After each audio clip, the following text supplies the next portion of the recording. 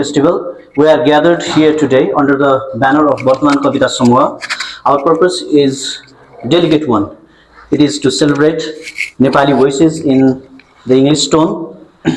It is to listen to the resonance of Nepali souls as they find expression through the medium of the English tongue. In the spirit of the season, we have chosen a path of profound simplicity. You will find no chief guest here, no special guest, for we believe that the true luminaries are those who write and those who listen. You are the heartbeat of this gathering. Without your presence, these words would merely be ink on the paper, and this program would not have taken this shape as we are seeing now.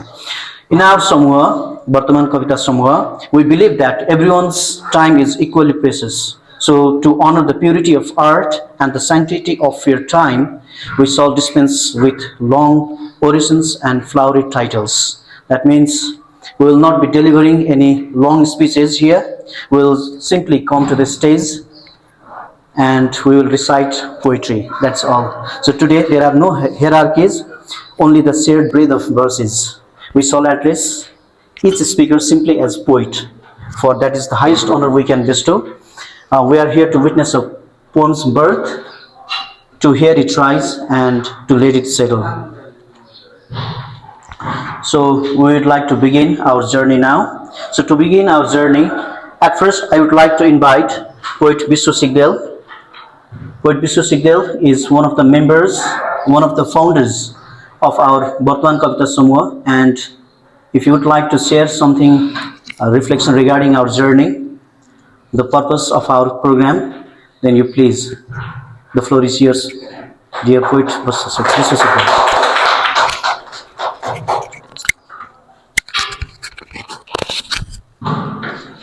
Thank you, Chandu sir. Namaste, good afternoon, everyone present here. You all are special for us. It is a pleasure to come together to celebrate this Spring Poetry Festival. And in coming days too, we are planning to do such multilingual expressions in other languages too. So this is our first program, you can say, besides Nepali. And actually, English is not my cup of tea. So sorry for my pronunciation and sorry for my English. Now I'll start my poem. The title of my poem is Public Toilet. The civilization has given you the soul of Sir, touch me not. The civilization had given you the soul of the Sir, touch me not, but you will definitely not feel shy. While reliving yourself, stock market, neighbor's new car, patriotism during college life, burning corpse of father, mother tears of old age, workmate, voluptuous, Botox, free of all worldly vice, you will think you will not have to hasten solely in your share in the responsibility of opening and closing the zipper. Remaining would have been decided elsewhere. Even today, like previous days, evolving into Buddha, you will exit from the parliament. Thank you. Thank you, Vishwa sir. We will now move through our list of invited poets here. Now I request each poet to come forward as I call your name. I invite poet Bhisma Upreti to the podium here, and I request poet Santosh Kumar Pokhrel to be prepared. Santosh Kumar Pokhrel, are you here? Oh, he is not here. Then Miss poet Miss Rajani Mila to be in readiness. Okay. Thank you, Chandra sir. Okay, sir. So,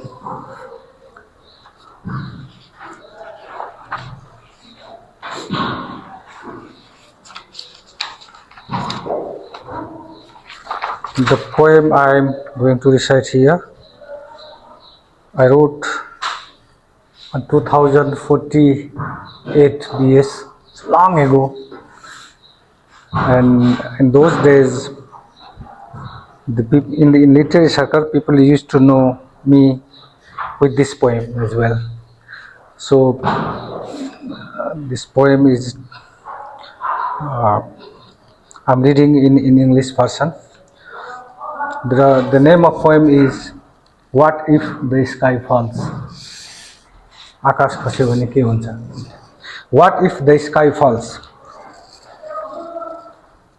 My little son asked me, Papa, what if the sky falls? I first look at him and then to the sky. For me, the sky is a faith, a pure faith. For me, the sky is a belief, a firm belief.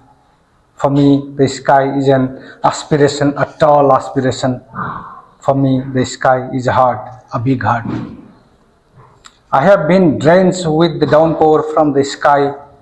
I have run overjoyed seeing a rainbow in the sky. I have seen the moon and stars in the sky, just like my own children, and loved them eternally. I have found the sun blazing in the sky and written a song of light. The thoughts abound in my mind. I alternately look at the sky and my son and become speechless how to answer his question. My little son asked me, Papa, what if the sky falls? Thank you. Thank you. Now I call upon poet Rajani Mila, while poet Abhaya Shrestha prepares to follow.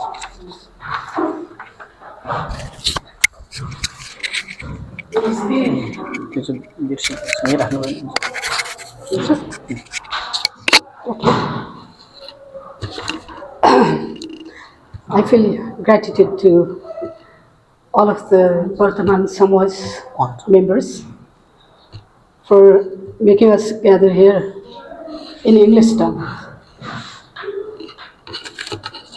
It's my translation actually from Nepal Bharsha. Darkness in Search of Light. Title is Darkness in Search of Light. The darkness embarking on a quest for light. The darkness embarking on a quest for light returns on steadily stacked heavily with morning's reminiscences all the way through the day. The darkness embarking on a quest of light returns on steadily stacked heavily with morning's reminiscences all the way through the day, like a housewife who waits, hoping her husband returns home with a shining smile, having found a job. The night believes that darkness will carry a full sack of light upon its back. Like a housewife who waits, hoping her husband returns home with a shining smile, having found a job, the night believes that darkness will carry a full sack of light upon its back. Yet once again, it cruelly shatters the night's hope. In fact, while guarding all the sleeping men, the night has no time to share tales of its own life bereft of light. In fact, while guarding all the sleeping men, the night has no time to share the tales of its own life bereft of light. The night, tireless as always. The night, tireless as always, sweeps the time with weary sighs. The night time, tireless as always, sweeps the time with weary sighs. At dawn on the sun's threshold. At dawn on the sun's threshold, it waits patiently for the fox. On the sun's threshold, it waits. The night waits patiently for the folks willing to barter darkness with their light. Folks willing to barter darkness with their light. Thank you. Thank you, poet Rajani Mila. Now I would like to invite our poet Abhaya Shrestha here on the podium. Then after, I would like to ask poet Suman Barsha to be ready.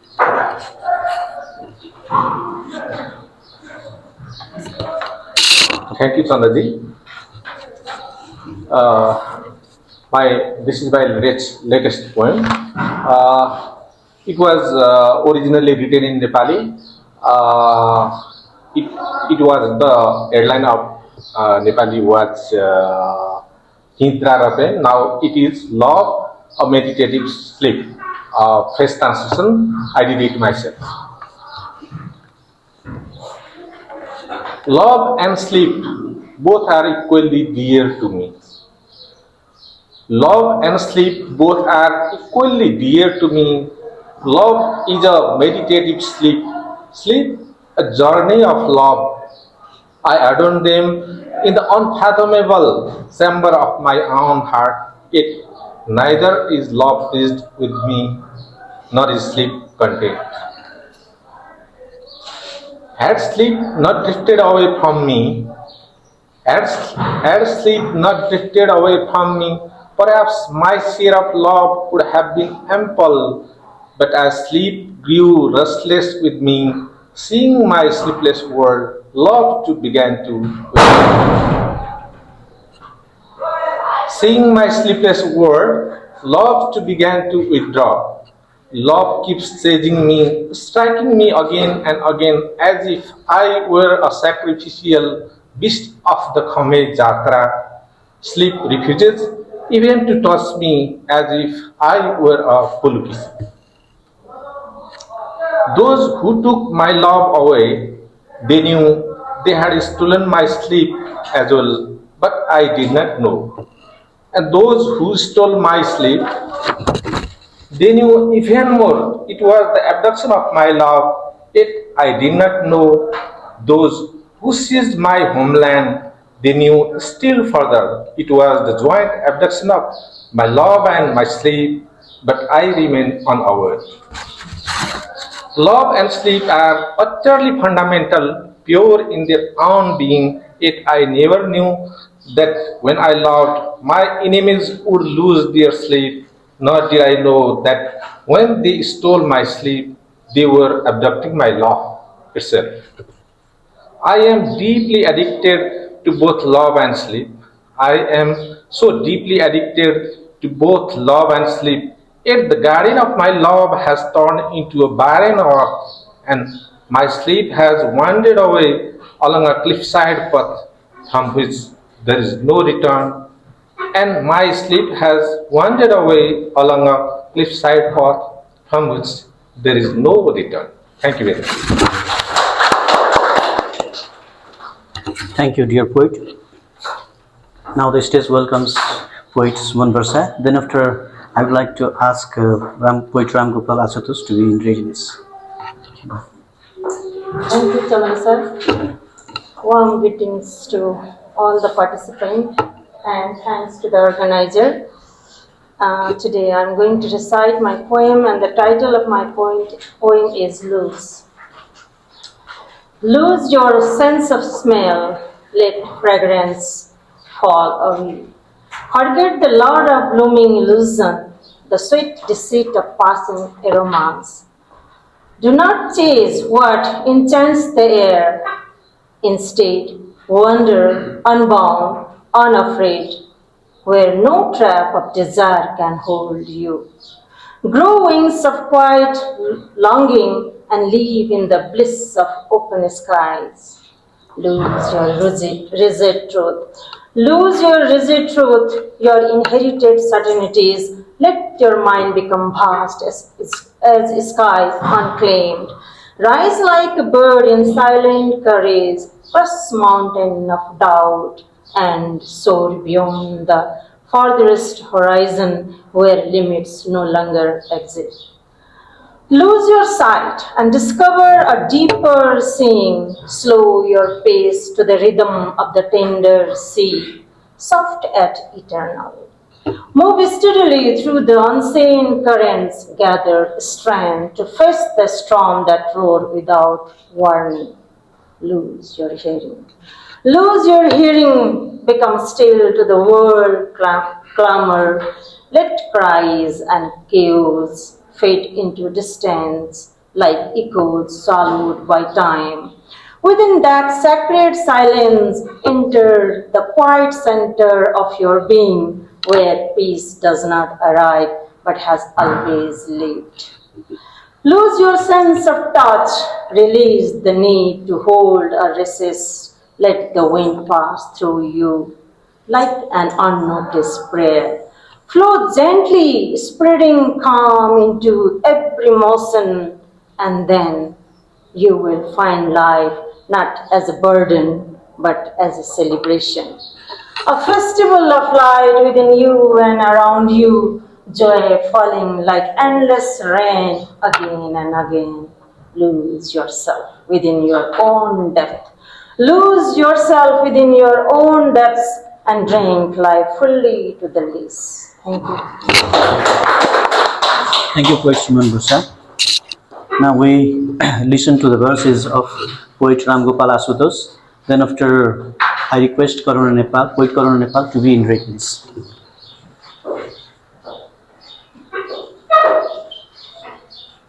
Let us welcome our poet Ram Gopal Ashutosh.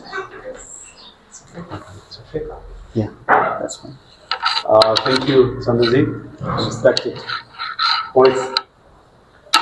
The title of my poem is One Day the National Anthem Will Be Played for Me Too. And this very poem I have written many years ago and translated myself, but this beautifully made by Mr. Chandraji, and thanks for that too. One day, the national anthem will be played for me too. Without deviating even a centimeter, my strength, my limits, my beauty, and the tone and resonance of my breath will align with the rhythm of the national anthem. The hands that toil below me, emerging from the darkness of disease, hunger, and sorrow, will arrive bearing the morning. They will rise for justice. One day, history will be written in revered letters, and a curriculum of equality will be taught in the language of conscience. The tune will be the different, but the final melody will be mine. One day, I too will be the national anthem. My birth will not longer define my future. My color, caste, or class will not script my face. My proud, self-respecting dignity will not be restrained. Rosa Parks will not be cast unto the streets. She will not rise from the bus seat, but she will rise the world. Irana Devis will not be sold from house to house, nor burn to Dowry, nor burn for dowry, but they will set injustice ablaze. Yogmayas will not walk into the fire of sati, nor commit a suicide for justice, but will ignite revolutions. One day, the clouds will clap, and the winds will play music, and the birds will sing Malasri for me. No application will be needed to be burned on this earth. No petition must be paid to live on this earth. No beauty of flowers. The beauty of flowers will decorate the world. The badge of love will be taught.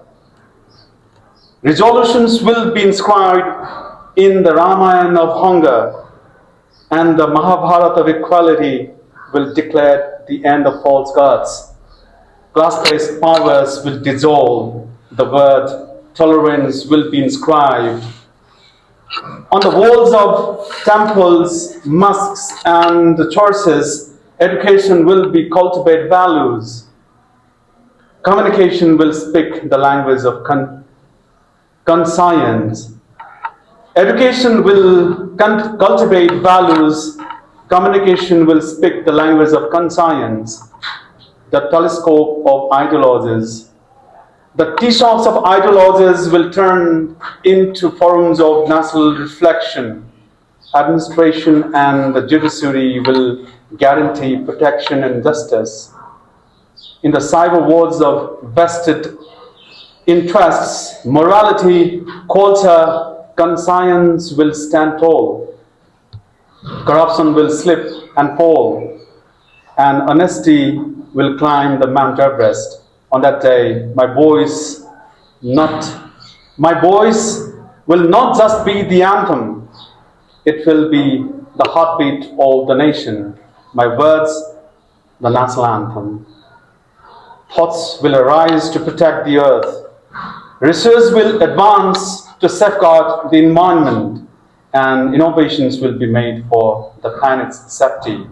Equality will become character, unity will become policy, power and authority will transform into responsibility.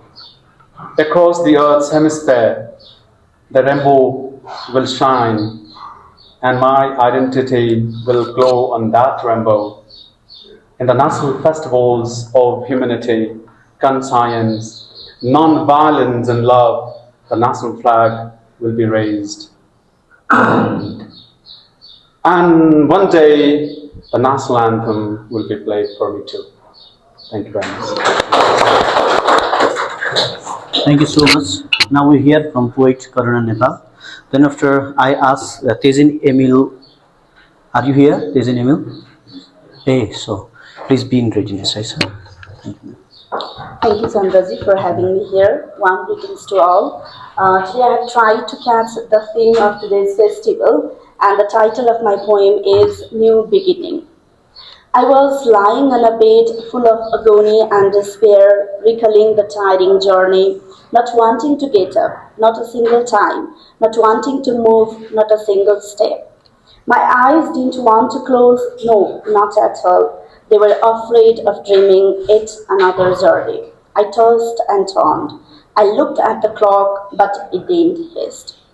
I could listen the sound both inside and outside, rumbling sounds with thunder and lightning. After a while, it started raining. The droplets became bigger and bigger, melting the cloud and pulling it down to the earth. What a heavy rainfall indeed. I closed my ears, but the sound didn't bother to stop. Each moment it became louder and louder, more intense and more scary.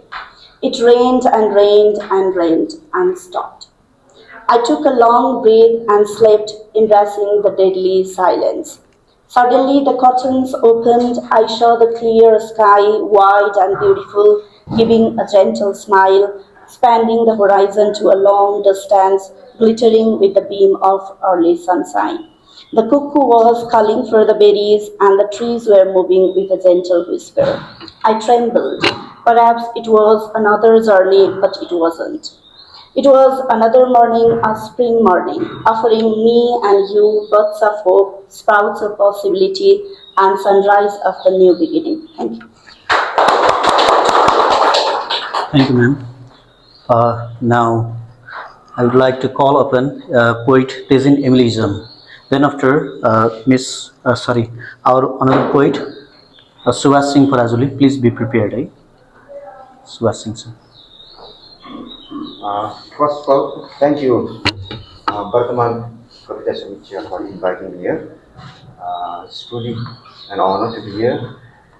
During the Gen Z protest, I think one image caught my attention, and I think not only me but everybody's. Before the ill-fated incident happened, there were students who initiated with a bouquet of flowers, and they were a police personnel, and everybody thought that it would be okay, a normal day. But after that, what happened was, we all know that. So I wrote that, with confusion, anger, and everything. I don't even have the the headings, the title. I just wrote it. So it all started like this. How could the fragrance of flowers transform into plumes of dreary smoke over our dreams and wishes, the skies of our prayers and hopes? How could these bouquet of flowers, a token of love and trust, an initiation for a peaceful start, be transmuted into chariot flames of hate and distrust? What made you shield against the very innocent souls who offered you the softest tenderness of flowers? The flowers doesn't speak, so do the bullets. The only difference, the intent of the trigger and the pureness of fragrances. The language of the bullets, intending through the unintended fragrance of innocence. It all started with a token of love and trust, prayers, and a peaceful heart. Why? How it all ended in hate and distrust. Whatsoever, between the pure fragrances of flowers and the pungent, malevolent smell of gunpowder and tear gases mired in the blood of our innocent youths, lies the unshakable youths, lies the unshakable trust in our resilient hearts and our mother's prayers and dreams, as time stands still to enrich the fertile soils for newer generations to come. Because the flowers do not stop growing. The flowers do not stop flowering. They never stop losing their fragrances. Wherever they are planted once again, whenever sow the seeds of love, trust, faith, and belief in the soils of our nation garden. Yesterday it was, today it will be, today it is, and tomorrow it will be. Again, again, and yet again. Thank you. Thank you very much. Now, may we hear from poet Subhash Singh Parajoli. Then, after I ask poet Kripa Khanal to remain in preparedness. Thank you, Chaudhary. Good afternoon and namaste to all the poetic hearts and minds. Today I am going to recite a poem based on echo. Notice for the loss of river. For a decade, the river has been missing, which was last seen running through the side of Pashupatinath, surging with master of stones in a dale, offering the lifeline of the wildflower. After a long time, the notice is pinned to the wall of the cremation, not stamped by the official, but wrought to the dust.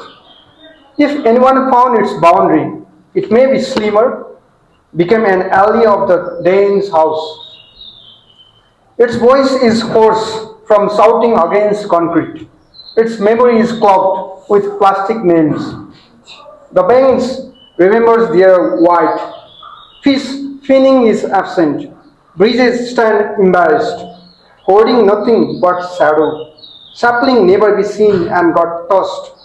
Conservationists are appealed to save their taps, their dams, the size of the pits, their habitations, their prayers to the barren land. The river did not disappear. All of a sudden, it was taken, one cup at a time. The land mafia encroached twice. The development officer put on a blindfold 3 times, and even the judiciary in silence at a time. Whoever whatsoever has hijacked its blue color, its passions, its culture, its endless flow, sovereignty of livestock, please return it before nightfall, yet your life. Without the river, the land forgets how to breathe. All Vedic science to live in harmony, each habitat becomes homeless. Thank you so much. Thank you, brother. Now we will hear from Ms. Poet Kripa Khanal. Then after Poet Bhuvan Thapalia, please remain in preparedness.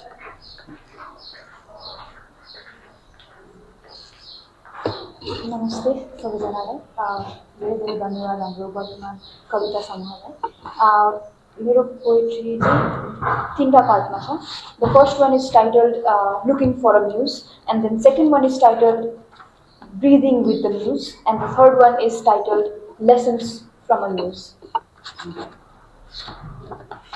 Looking for a muse What might the sky be wanting to whisper to me when it clears on the edges where the hills stand, vivid and with textures after the rain is over and I can see the tiny cracks of trees from afar all bunched together to exist in the structure inherited long before it started taking shapes of its own? What might the dangling dream catcher I got from the ground of Lord that morning be suggesting? What is the window resisting against? What do the crows scream for? What does the wind in my face want to convey as it plants kisses along the road all over my face? What do the honking cars have to say? Why does the traffic light tumble right when it does? And does it want me to wait? Or to speed up and aim for the next row of white stripes on the road? What do the people walking across me want me to make of their brief glance? What do they want me to guess? Do they want me to guess where they're headed? Or will they wait till I guess it right? Or do they want me to just move on and set my eyes to the blooming flowers on the roadside? What do the conversations we had beneath the trees mean? What does the striking sense of peace the breeze whispers to us mean? Why is peace striking? Why is the strike as gentle? What do you want me to see? Then the next one is called Breathing with the Muse. And on nights, I whisper to my new turquoise journal to fix it all, aggressively reporting everything that happened. I never truly anticipate the days that feel like a little hike to the park from where we parked. Like the way you loop my helmet in your arms, my arms, your helmet interchangeable as I stretch out to the sunflowers, waiting to watch me frolic at the sight of them, like the way you mediated a friendship with rain for me, like the joy of boarding a bench at the corner of the hill, watching children scream in roller coasters and realizing how it is built to not let them fall, like the thin foil wrapping all nut bits in the dark bar you got me and you handed to me after a bite and I fumble to hold it falls on the mud but the chocolate's still safe as we had already eaten almost half of it, like the peaceful house that can be built at the top of the hill watching us, like the words I rethink before I utter, the gentle choreography of decisions you rehearse and the space for our jackets in between, the moment for you to hum along hymns you know, the moment for me to visit the notes app typing and neither of us carry an umbrella for safety, for jackets feel enough and our faith in timing that we will leave right before the thunder rattles and you take one side of the stairs to step on the puddles and I take the other to guard my cheeky white sneakers and your pinky finds mine's grasp as the clouds upon Manjushri watch us walk. We are not perfect, but have we ever needed to be? And then there's this last one, which is called Lessons from a Muse. And then I asked the most profound muse I have ever encountered what he wished to dwell on. What he offered me felt fuller than anything I could return, but I could try. When you ask a bird that does not wait for the sun to lift the weight of the rain from its feathers, movements are defined, is it not obvious for trees to offer branches, reserve branches, for his claws to park on? When you let the color of the sky dictate your day, is it not obvious? The death of a borrowed palette blurs what is owed and your last strokes trailing behind while his gaze climbs above the clouds already. If only you could see from where his gaze settles, your bill would find its way, preening feathers becoming wings. How no ground below can slow the rhythm of your soar or the height your body remembers. The hunt is yours, the miles you cover before dusk arrives shapes how full your beak will be, how no cliff or a twig will ever question where you navigate from. So move, Move until even the twig realizes it can roll over wherever it wants. Even the cliff can imagine moving from where it stands. Till the rainbow watches you nod before adjusting its shades. Till you can spell fluent enough the differences that feathers and wings have. All the elements speak your window before naming themselves, just by watching you move in the air, just by a glance at your grace, at the grace you carve in the art of flying. Thank you so much. Thank you. Now, please welcome poet Bhuvan Thapalia. Then I request poet Ananda Vijay Gurung to be in readiness. Poet Ananda Gurung, sorry, oh, see you are here.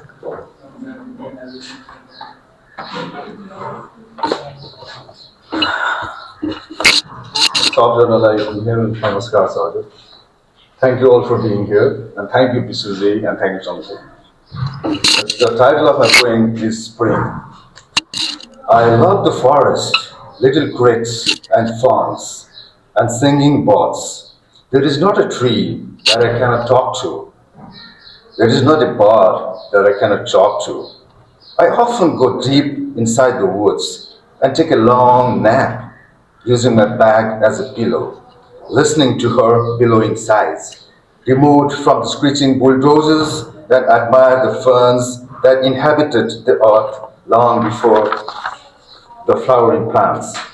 A colorful lily often seduces me from a shady place in the distance, and I go further deep inside the woods and see tiny droplets of my ancestors hanging from its petals, then come back with the lily in my hand. But I'm already homesick for the forest. Please continue, sir. I'm sorry. Continue, please. But I'm already homesick for the forest, not for the birds and the trees alone, but for the way I could dissolve into the lights and shadows, and in that fantasy feel more fully myself than anywhere else in the world. Rising through the winter fog, the spring is already here with my eyes closed. I take a deep breath of the pure air and feel my soul being cleansed. The forest within me is quiet, but I can still hear the sound of trickling water and the trees whispering to each other in the middle of the spring with Lily, my love. Thank you very much. Okay, thank you so much, sir. Now, to conclude from our guest list, let us welcome poet Ananda Vijay Gurung. Is there anyone who is left that I have left to call? No. Okay, thank you so much. It's an honor to be reciting poetry in front of this distinguished crowd of poets and poetry lovers. Thank you to Bishwaji for extending the invitation, and the organizers, Bartaman Kabita Samuha. I intended to recite a long poem about Israel. I was there briefly, and I've been reading so many news about Israel. There's been conflict, there's been war, there's been killing and everything, and it really pains my heart that Israel has descended into such chaos and violence. So I'm just going to recite another poem. In fact, it's a coincidence that that I am reciting a poem which was the first poem I wrote, and this poem has special relation with this RR campus, because poetry came to me late when I was doing my masters, and after joining masters here in this campus, I really started to appreciate poetry, and this was the first poem I wrote. So yeah. So it's called Motorcycle Shayari. I used to roam around pretty much all the time during those days, long classes. So here it goes. Motorcycle Shayari. riding fast on the highway, leaving behind sad, dusty towns, one after another, revolting like the sleazy, powdery blue mascara on the lashes of a fine young lady crossing the road, eye candy for a weary truck driver. Then suddenly, the paddy and cornfields where drab little houses and tall brick kilns sprout in equal measure, like undesired weeds in an abandoned garden. The expanse, the freshly bathed green hills, the paddy fields just plowed, planted, watered, but the cheerless houses and the bricklands maintain their prominence, their constant vigilance. A reminder that one day this lost expanse and open sky will be consumed by their clones. They say beauty is power, but in front of ugliness, nothing stands a chance. Beauty is but momentary, it lives forever only in memory. Far in the distance, a car meanders its way up the hilly road, passing through yellow, terraced mustard fields. It slowly chugs up the zigzag in the evening twilight. The headlights focus dashes here and there, the parallel rays like mad eyes searching for some respite. The sky glows on an eerie orange, yet it is not night. Thank you. Thank you so much, sir. Poet Omar, sir, you are welcome here. Do you have got any point there? Okay, so let us welcome dear Omar, poet Omar Akas to the podium today.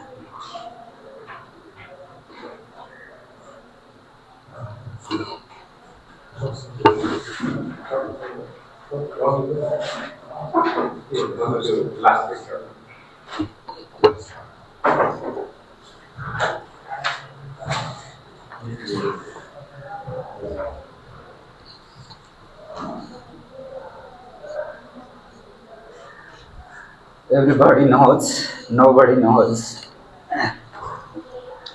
It takes a man to make a wife, said somebody. But it takes a pocket full of money to go to a whore. And it takes more than words to write a poem. But what it takes to fill a beggar's empty bowl. There's this girl who doesn't know at what price what is sold. But lots of father out there sure does knows the price of a tin roof and a bottle full of goods. It takes a muscle enough to earn bread and feed it with butter. But the boss in a Ferrari knows nothing. What price glory? What price dignity? It takes more than sacrifice to escape the karma of the flesh, said a monk. It takes more than a bullet to win a war, but what it takes to be raped in front of one's own child. Thanks. Thank you. I'm saying good heart, suffering, dementia. That is it. उहाँहरूलाई याद पनि होला share गरिरहन्थ्यौँ फेसबुकमा पहिला पहिला कविता पनि लगभग 2011-12तिर लेखेको जस्तो लाग्छ. Nothing is pure. Title चाहिँ के छ? Good heart, suffering, dementia. Nothing is pure, or everything is pure for him. Adulterated culture is a man with one leg in one continent and one in another. Really terrific. He is spreading his roots all around the world. His grip is growing day by day. He's growing too. Forget the village he's from. In his eyes, his own country is a tiny little dot, so insignificant for him to place down his single foot. He's still bursting up, oftentimes speaking so vile of his back home culture. He's seen cursing the little Lilliputians of his irrational land. Quite fanatic, he seems, like a mad wave of the oceans above a dormant volcanic eruptions. is a man in foreign philosophy, good heart, suffering dementia. Thank you. Thank you. As we are moving towards the conclusion of our festival, of this festival today, it's time for the remaining members of Bartaman Kabita Samuha to share their voices. So let me welcome poet Rami Priya here on the podium.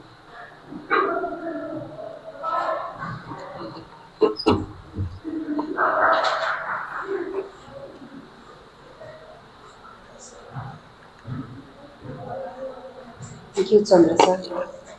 म चाहिँ सबैजनालाई नमस्कार। नेपालीमै लेख्छु कविता चाहिँ, यो पहिलोचोटि वाचन गर्दैछु इङ्ग्लिसमा। कविताको शीर्षक छ इन्च्यान्टिङ इल्युजन। अनुवादक हुनुहुन्छ हाम्रो Chandra sir. Enchanting illusion. Upon the plain screen of my heart, like a film reel spinning endlessly, that vermilion dusk unfurls by the sacred sun, near the murmuring brook, as the whispering wind stirs restlessly my tresses, your right palm, and those touches.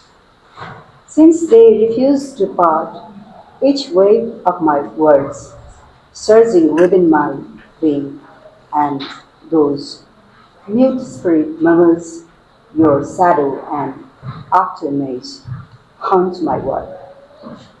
Write for me today itself a moonlit symphony, separate two pristine crimson blossoms. Strike them with the sharp grain surprise, shatter and release this deeply rooted spell. Liberate this heart free now from the labyrinth of your love. Thank you.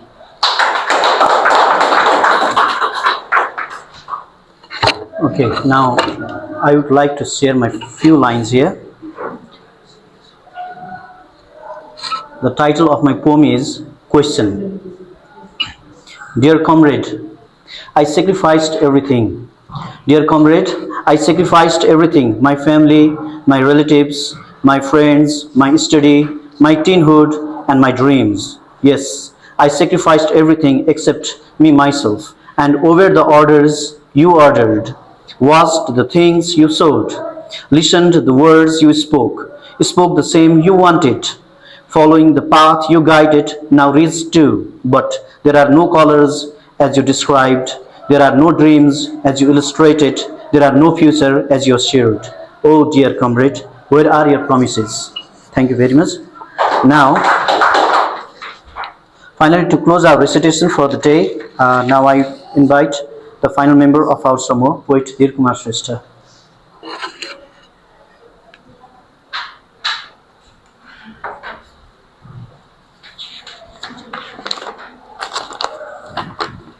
Thank you, Chandra sir.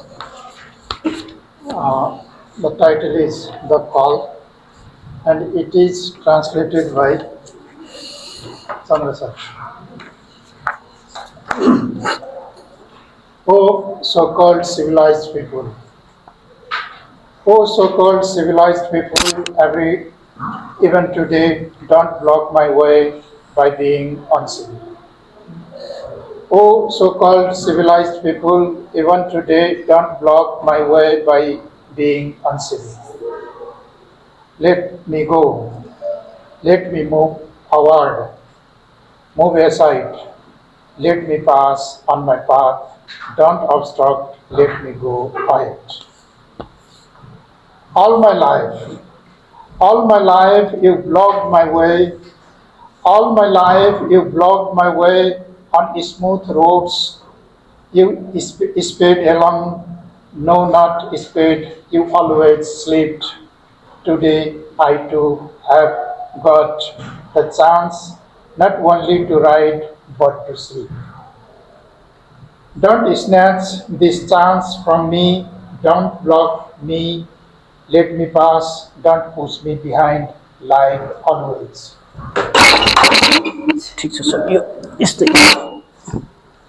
Do you know why? Because Today I have received a free horse from the metropolitan city. I have been granted deep sleep, never to rise again, and I shall never again ask you, civilized one, for a way to pass. Thank you. Thank you very much, sir. Now we have come to the end of this festival. This fell 2 times here, and this has reminded us to be more strong in the days to come. Poetry is the shortest distance between 2 human hearts, and today we traveled this distance together. On behalf of Bartaman Kabita Samuha, Abhaya Shrestha, Rami Priya, Bishwa Sigdel, and me myself, thank you for your time, which is the most precious gift you could offer. Thank you for being the special guest of our vision. Now we have arranged the light refreshment in the canteen over there. So please join us there and share a moment of warmth and conversation before we part our ways. The festival is concluded, but the words remain. So enjoy the snacks. And before we go there, can we have a group photo for the memory outside there?